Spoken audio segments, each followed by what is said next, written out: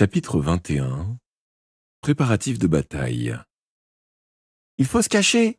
s'exclama Alice. « Ou descendre vers la côte sud. »« Oui, » approuva Adriana. « Mais je n'irai pas avec vous, ma mère est trop faible pour être transportée, je reste ici. »« Voyons ce qu'en pense monsieur Grégory, » suggérai-je. Nous nous dirigeâmes vers la maison. Or, à mi-chemin, Alice repéra au loin un homme qui courait, un hallebardier. Au même instant, l'épouvanteur sortit. Sans doute avait-il vu l'homme depuis une fenêtre. Il se plaça devant nous en position de défense, le bâton tenu en diagonale. Le hallebardier qui approchait n'était pas armé. Il s'arrêta à quelques pas, les poings sur les hanches, s'efforçant de reprendre son souffle. Enfin, il tira une enveloppe de sa poche. « Pour Tom Ward », dit-il. Je l'ouvris, en sortit la lettre et lus. Cher monsieur Ward, j'ai quitté le service de la sorcière et j'ai eu la chance de m'échapper vivant. J'ai recruté une troupe d'hommes décidés à combattre la nouvelle maîtresse de Gribakik, et nous faisons route vers Peel. Nous vous retrouverons au moulin. Pour vaincre notre ennemi, j'ai besoin de vos conseils et de ceux de votre maître. Bien à vous, Daniel Stanton. Eh bien, petit, protesta l'épouvanteur, ne nous fais pas languir, il y a haute voix. Quand j'eus terminé, il me fixa en se lissant la barbe, l'air brillant. Ce Daniel Stanton, tu lui fais confiance? C'est un soldat et sa vie n'est certainement pas sans tâche. Mais on peut dire de chacun de nous, oui, je lui fais confiance. Très bien. Est-ce que, en ce cas, attendons de savoir ce qu'il nous propose. Comment a-t-il appris que nous étions au moulin? Ce n'est pas très difficile à deviner, répliqua l'épouvanteur. Nous nous sommes échappés avec Adriana, qui voulait avant tout rejoindre sa mère. Donc, Lizzie sait elle aussi où nous trouver. C'est certain, petit. Pour le moment, elle consacre son énergie à instaurer son pouvoir sur l'île. Ça nous donne un peu de temps, mais elle finira par se rappeler notre bon souvenir, tu peux en être sûr. 1 heure plus tard, Stanton arrivait avec ses hommes. Ils n'étaient qu'une cinquantaine, mais tous armés de piques et de massues et paraissaient déterminés. L'épouvanteur, Adriana, Alice et moi nous assîmes à la table de la cuisine autour du commandant qui nous exposa la situation. La sorcière a plus de 300 hommes armés sous ses ordres, quand nous disposons à peine du 6e de ses effectifs. Mais d'autres me rejoindront, prêts à se battre. Il y a 2 jours, Lizzie a lancé un raid contre les propriétaires terriens, les fermiers qui avaient refusé de lui faire allégeance. Plusieurs familles, hommes, enfants et femmes, ont été massacrés sans pitié. À ce moment-là, j'avais déjà quitté Gribakik. Lizzie m'a envoyé à Saint John, avec quelques-uns des hommes qui sont ici. Nous devions nous emparer de la cité et préparer la réunion de Tynwald, qui aura lieu dans quelques jours. La sorcière compte dissoudre le Parlement et prendre le pouvoir. Elle prévoit de se rendre là-bas dès que j'aurai la main mise sur le conseil. J'ai discuté avec les gars et quelques membres du Tynwald et nous avons décidé de lui mettre des bâtons dans les roues. Nous n'avons jamais été soumis à personne et nous ne le serons jamais. S'adressant à mon maître et à moi, il poursuivit. C'est là que vous intervenez. J'ai côtoyé la sorcière et sa seule présence me glaçait le sang. Devant elle, toutes mes forces se liquéfiaient. Elle peut vous tuer sans vous-même vous toucher. Comment vous luttez contre ça? C'est ce à quoi je réfléchis, répondit l'épouvanteur. Une telle capacité, tuer à distance, dépasse tout ce que j'ai rencontré jusqu'alors chez les sorcières. Mais à présent, pour que nous connaissions la source de ce pouvoir, nous trouverons comment l'anéantir.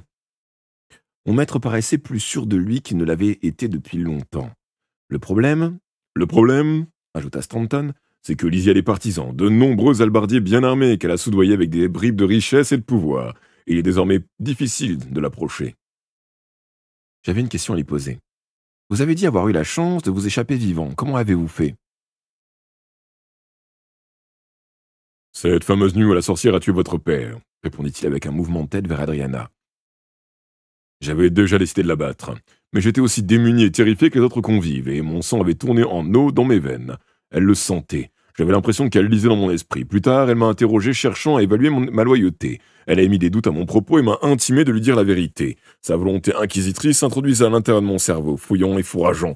Je tremblais, je transpirais, j'ai dû lutter de toute ma volonté, pour ne pas lui avouer mon intention de la tuer. Il s'en est fallu de peu, de très peu. Bien, conclut l'épouvanteur. Tout va dépendre des forces que nous pourrons réunir. Avec les hommes en nombre suffisant, il est possible d'assiéger la salle du Parlement. Et si Lizzie a un instant de distraction, il est également possible de l'entraver avec une chaîne d'argent. Vous lui passez une épée à travers le cœur, gronda Stanton. Je vais envoyer des messagers dans les villes et les villages alentours pour demander des renforts. Tout individu capable de tenir une arme et prêt à se battre pour la liberté de notre île sera le bienvenu. À midi, bien que le message ait été porté aux villages les plus proches, seule une petite dizaine de volontaires avaient rallié la troupe de Stanton. La plupart étaient des fermiers, équipés de simples bâtons. 3 d'entre eux brandissaient une pique d'un arbre à vache, et un quatrième s'était muni d'une lance. Ceux-là avaient été jadis halbardiers, mais ils n'étaient pas tout jeunes, et la rouille brunissait leurs armes. Stanton les accueillit néanmoins avec chaleur et reçut leur serment de fidélité. C'est alors qu'un jeune homme se présenta, pourtant portant une lourde massue, et Adriana afficha un sourire ravi. C'était Simon Sulby. « Des nouvelles du capitaine Baines ?» lui demanda l'épouvanteur, quand Simon put enfin se libérer des étreintes de sa fiancée.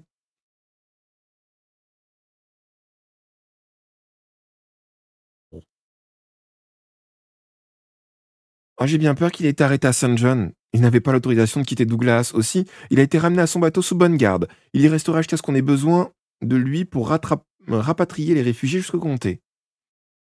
Les dernières heures du jour nous amenèrent une vingtaine de halbardiers, ce qui porta notre effectif à près de 80, sans compter quelques femmes qui accompagnaient leurs époux encombrés de leurs enfants, dont 3 nourrissons. Le soleil sombra rapidement à l'horizon, à croire que le cours du temps lui-même s'accélérait. Une dizaine de feux de camp s'allumèrent autour du moulin. Leurs flammes montaient de plus en plus claires à mesure que la nuit s'épaississait. L'un des halbardiers grimpa sur le toit du moulin pour y planter le drapeau frappé de l'emblème à 3 jambes. Il se mit à claquer au vent et le campement improvisé résonna de rires et d'éclats de voix optimistes. Un homme accorda son violon. Aussitôt, les femmes ôtèrent leurs chaussures et le préfet soudain envahi de couples virevoltants. Simon et Adriana se joignirent à eux.